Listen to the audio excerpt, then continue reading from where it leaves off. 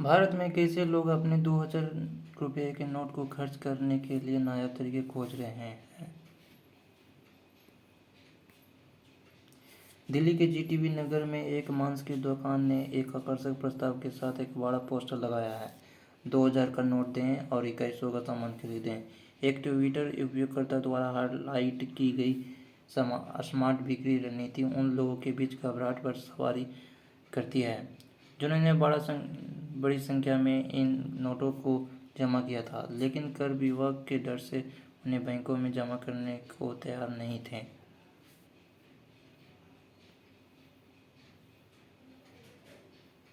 जिन लोगों के पास अघोषित नकदी है या वे किसी अन्य कारण से बैंक नहीं जाना चाहते हैं, वे कर अधिकारियों का ध्यान आकर्षित किए बिना अपने धन को बचाने के लिए कई उपाय ईजाद कर रहे हैं। नीचे कुछ ऐसे तरीके दिए गए हैं जिनसे ऐसे लोग 2000 के करेंसी नोटों को खर्च कर रहे हैं। आभूषण। आरबीआई के 2000 रुपये के नोट को वापस लेने के फैसले ने सोने की भीड़ शुरू कर दी है। मुंबई के सोने के बाजार में कुछ जौहरी करेंसी नोट स्वीकार करने के लिए कीमती धातु पर प्रीमियम चार्ज कर रहे थे, जो जल्द ही चलन से बाहर हो जाएगा। आरबीआई के फैसले 1 दिन के बाद शनिवार की दोपहर अनौपचारिक बाजार में 2000 के नोटों के साथ भुगतान किए जाने पर सोना लगभग 67,000 प्रति 10 ग्राम में बेचा गया था, जबकि आधिकारिक दर 63,800 जीएसटी सहित थी। अहमदाबाद के ग्रे मार्केट में 2000 रुपये के नोट से खरीदा गया सोना 70,000 रुपये प्रति 10 ग्राम पर पहुंच गया था।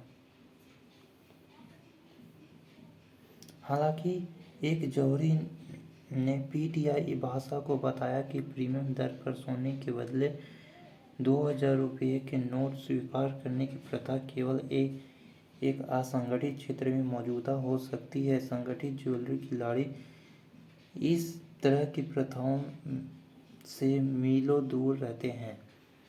All India gem and jewellery के चेयरमैन सैयद मेहरा ने कहा, 2000 रुपये के नोट से सोना या चांदी खरीदने को लेकर काफ़ी पूछताछ की जा रही है, इसलिए शनिवार को ग्राहकों की संख्या दिख रही है। हालांकि सख्त केवाईसी नियमों के कारण वास्तविक खरीदारी कम रही, घरेलू परिषद ने पीटीआई को बताया। यदि आप एक दिन में 2 लाख रुपये से अधिक की राशि के सोने के आभूषण नकद में खरीदते हैं तो आप आयकर कानून का उल्लंघन कर रहे हैं। इस तरह के लेनदेन में नकदी का प्राप्तकर्ता आयकर अधिनियम की धारा 271D के अनुसार नकदी में लेनदेन की गई राशि का जुर्माना देने के लिए उत्तरदायी होगा।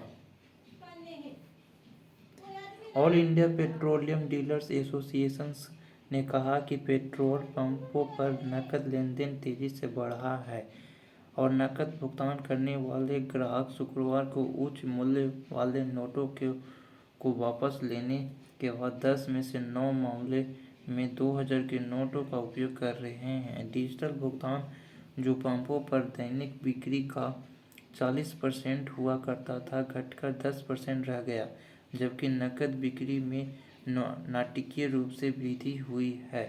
डीलरों के लिए भविष्य की परेशानियों की चेतावनी है।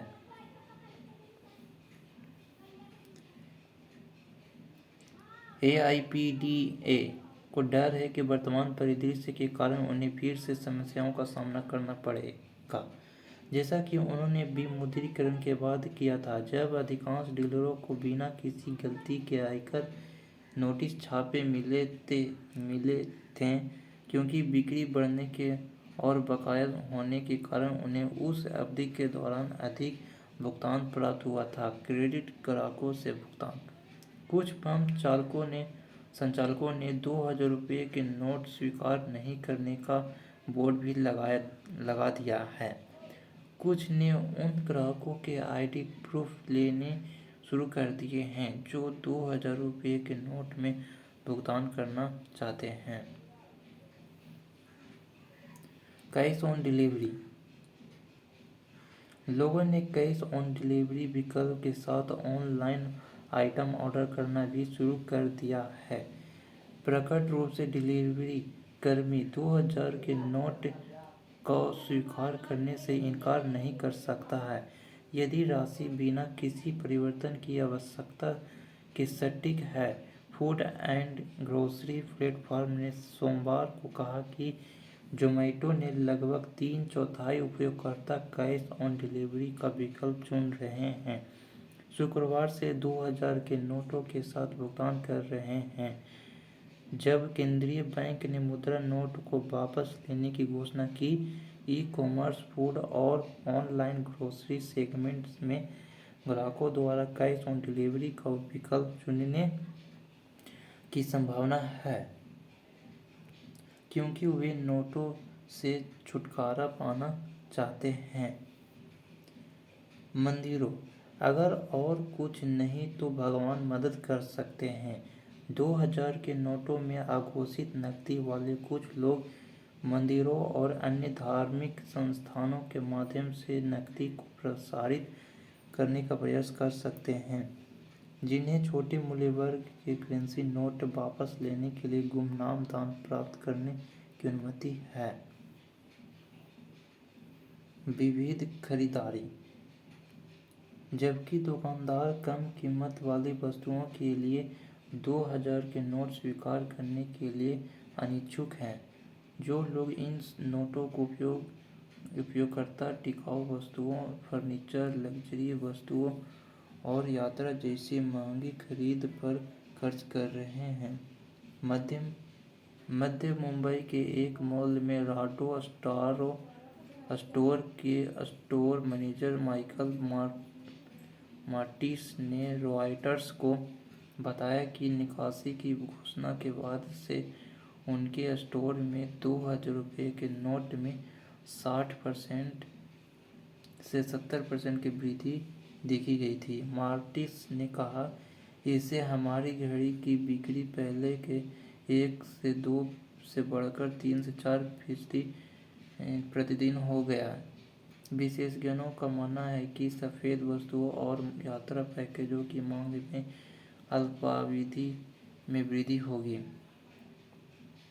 जमाकर्ताओं को काम पर रखना, अखिल भारतीय पिछड़ा वर्ग महासंघ के राष्ट्रीय अध्यक्ष न्यायमूर्ति सेवानिवृत्त वी ऐश्वर्या ने हाल ही में मीडिया से बात करते हुए एक दिलचस्प टिप्पणी की।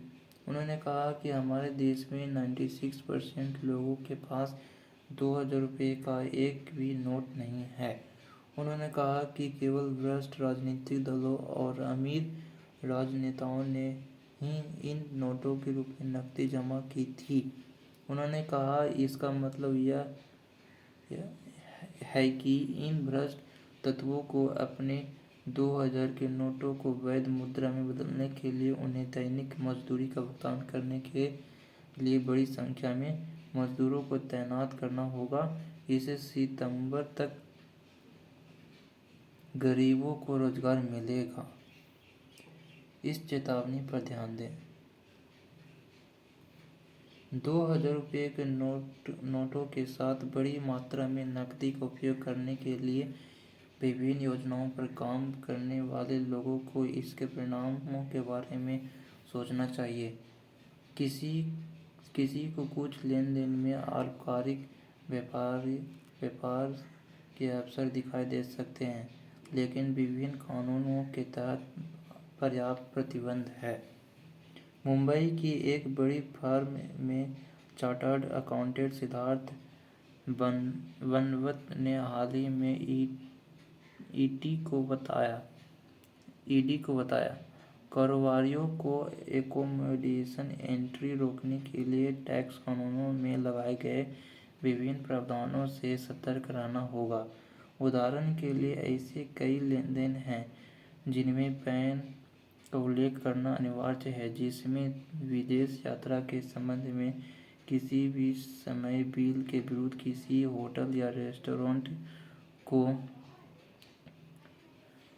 50,000 से अधिक की राशि का नकद भुगतान या किसी भी खरीद के लिए भुगतान शामिल है। किसी भी समय विदेशी मुद्रा इसी तरह 2 लाख प्रति लेनदेन से अधिक की राशि के लिए वस्तुओं या सेवाओं की बिक्री या खरीद के लिए पैन की आवश्यकता है। बनवत ने यह भी बताया कि आयकर अधिनियम की धारा 269 एचटी के अनुसार कोई भी व्यक्ति का एक व्यक्ति से एक दिन में 2 लाख रुपए या उससे अधिक नकद या लेन देन के संबंध में या एक घटना से संबंधित लेन देन के संबंध में प्राप्त नहीं कर सकता है। यह अवसर